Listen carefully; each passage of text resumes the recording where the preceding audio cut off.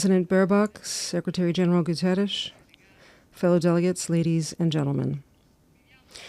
We are living a historical accelerated phase, rich in opportunities, but also, perhaps above all, dense with dangers. Suspended between war and peace. According to the Global Peace Index 2024, there are currently 56 armed conflicts ongoing in the world, the highest number since the Second World War. We live in a world profoundly different from the one in which the United Nations was founded when, in 1945, 51 nations, today nearly all of the nations of the world, decided to come together to found an international organization whose main purpose was to prevent war. The question we must ask ourselves 80 years later, while looking around us, is, have we succeeded? The answer you all know, because it lies in the headlines, and it is merciless. Peace, dialogue, diplomacy seem no longer able to persuade or to prevail. The use of force prevails on far too many occasions, and the scenario before us is that which Pope Francis described with unique effectiveness: a third world war fought piecemeal. Obviously, among the major conflicts underway is, of course, the large-scale war of aggression by the Russian Federation against Ukraine. 3.5 years ago, on February 24th, 2022, Moscow decided to attack Kyiv. And I believe not enough reflection has been given to the consequences of that choice, to a point I consider fundamental. The Russian Federation, a permanent member of the Security Council, deliberately trampled on Article 2 of the UN Charter, violating the integrity and political independence of another sovereign state, with the aim of annexing its territory. And still today, it shows no willingness to seriously accept any invitation to sit at the peace table. This deep wound, inflicted on international law, as could be foreseen, unleashed destabilizing effects far beyond the borders in which that war is taking place. The conflict in Ukraine has rekindled and set off several other crises. Meanwhile, the United Nations has become even more divided. It is no coincidence that Hamas took advantage of the weakening of this architecture to launch on October 7th, 2023, its attack against Israel. The ferocity and brutality of that attack, the hunt for unarmed civilians, prompted Israel to a reaction that was at first legitimate, because every state and every people has the right to defend itself. But the response to aggression must always respect the principle of proportionality. This applies to individuals and all the more so to states. And Israel has exceeded that limit with a large-scale war disproportionately involving the Palestinian civilian population. And it is in crossing this limit that the Jewish state has ended up violating humanitarian norms, causing a massacre among civilians. This choice, which Italy has repeatedly deemed unacceptable, will lead us to vote in favor of some of the sanctions proposed by the European Commission against Israel. But we do not side with those who heap all the blame for what is happening in Gaza on Israel, because it was Hamas that unleashed the war. It is Hamas that could end the suffering of Palestinians by immediately releasing all the hostages. It is Hamas that seems intent on thriving on the suffering of the people it claims to represent. Israel must free itself from the trap of this war. It must do so for the history of the Jewish people, for its democracy, for the innocent, and for the universal values of the free world of which it is part. And to end the war, concrete solutions are needed. Peace is not built only with appeals or with ideological proclamations embraced with enthusiasm by those who in truth do not want peace. Peace is built with patience, with courage, with reasonableness. The children of Gaza, like those Italy is proudly receiving and treating in its hospitals, are asking for answers that can improve their condition. And to that we are committed.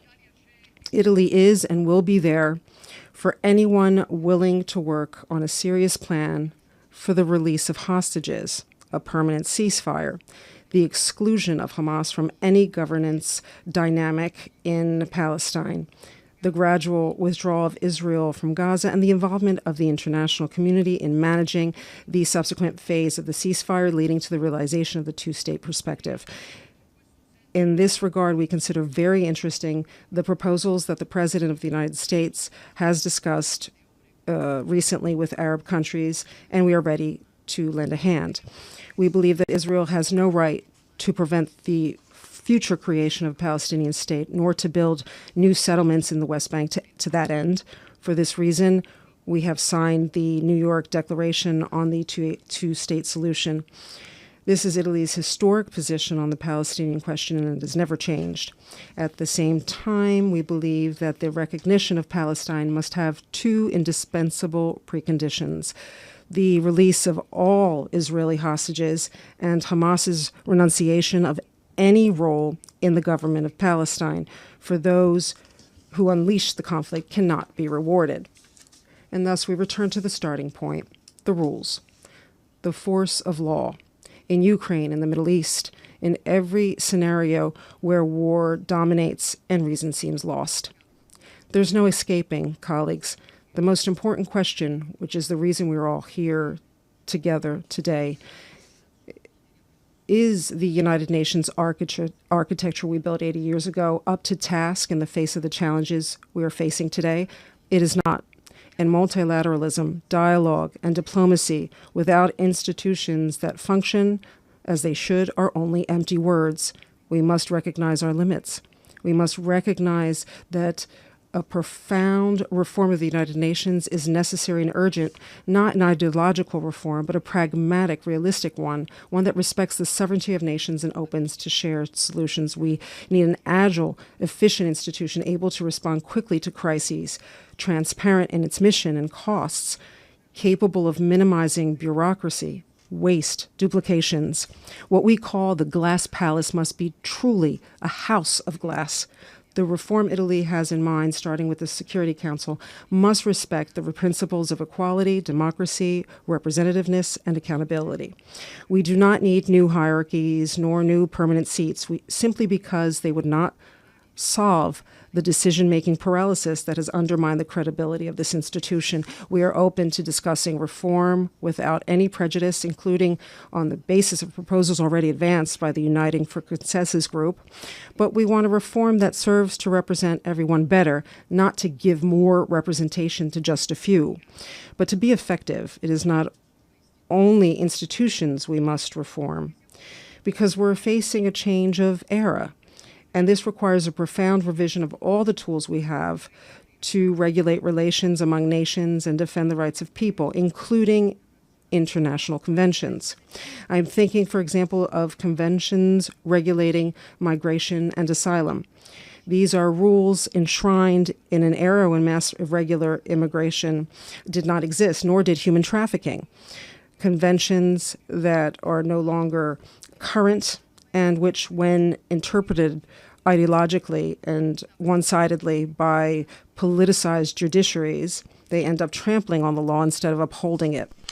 Together with other European states, we have raised this issue and tend to pursue it not to lower the level of guarantees, but to build a system that keeps pace with the times, capable of protecting fundamental human rights, while safeguarding the sacrosanct prerogative of every nation to protect its citizens and its borders, exercise sovereignty, and govern migration, which impacts citizens, particularly the most vulnerable.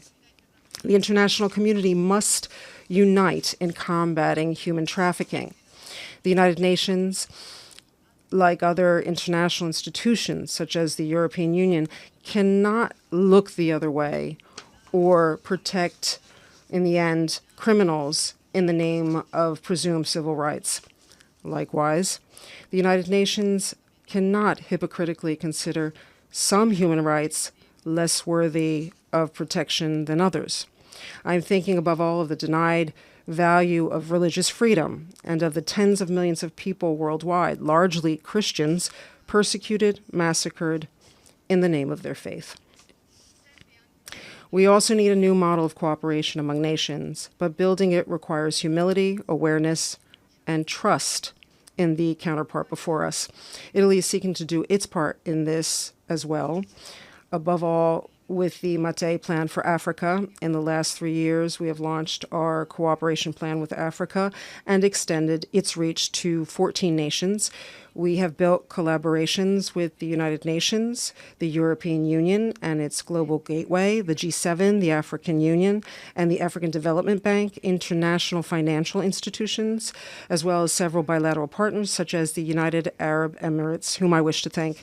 This complementarity has earned us, last July, the honor of co-organizing with Ethiopia the third UN Food System Summit, the responsibility of being an active part of the major infrastructure project of the Lobito corridor between Angola and Zambia, the opportunity to build public-private partnerships that attract investment and deliver concrete results. As is happening in Algeria, where we will reclaim over 36,000 hectares of desert for cultivation, benefiting over 600,000 people.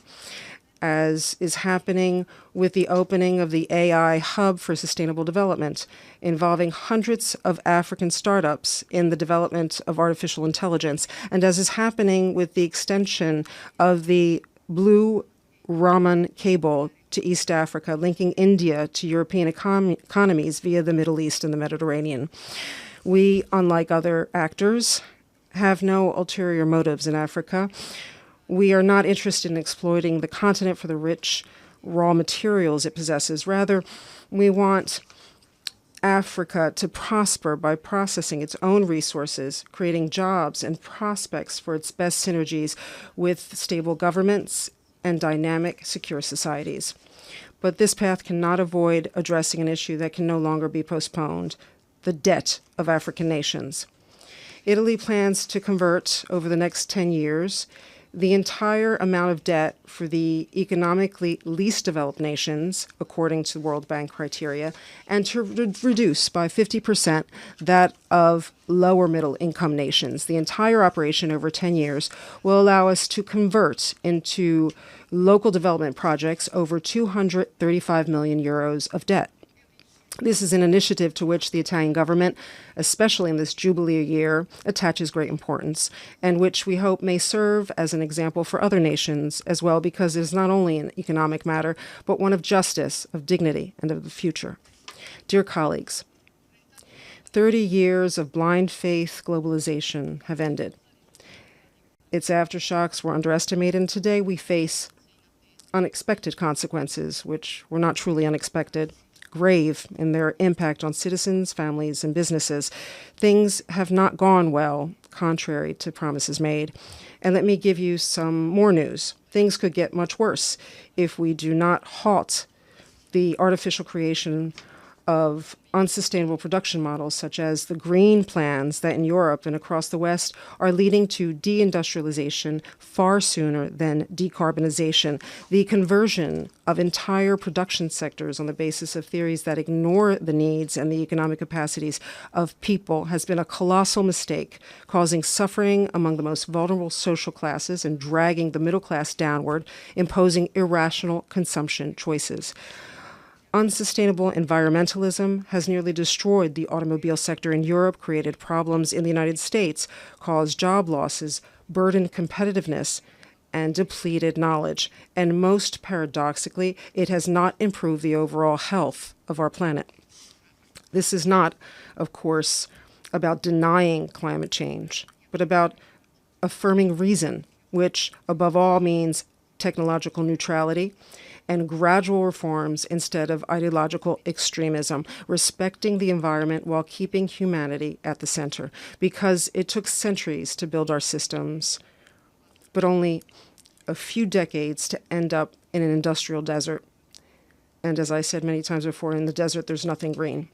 Colleagues, delegates, ladies and gentlemen, this year, we're not only celebrating the 80th anniversary of the birth of this assembly, but also the 70th anniversary of Italy's membership in the United Nations, a double anniversary that places on us an even greater responsibility to uphold the founding principles and values of this organization.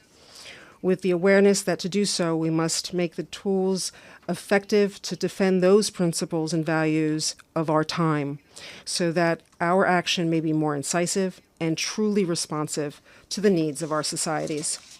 The choice that we have is simple. Either leave everything as it is, or take refuge in what is easy, or show our citizens that we will not waste the historic opportunity which this time, with its multiple challenges, has handed us to build a fairer and safer world. Because as St. Francis, the most Italian of saints, who gave his name to the city where this organization was born, said, "Difficult battles are reserved only for those who have exemplary courage." It is time, I believe, to show that courage. Thank you.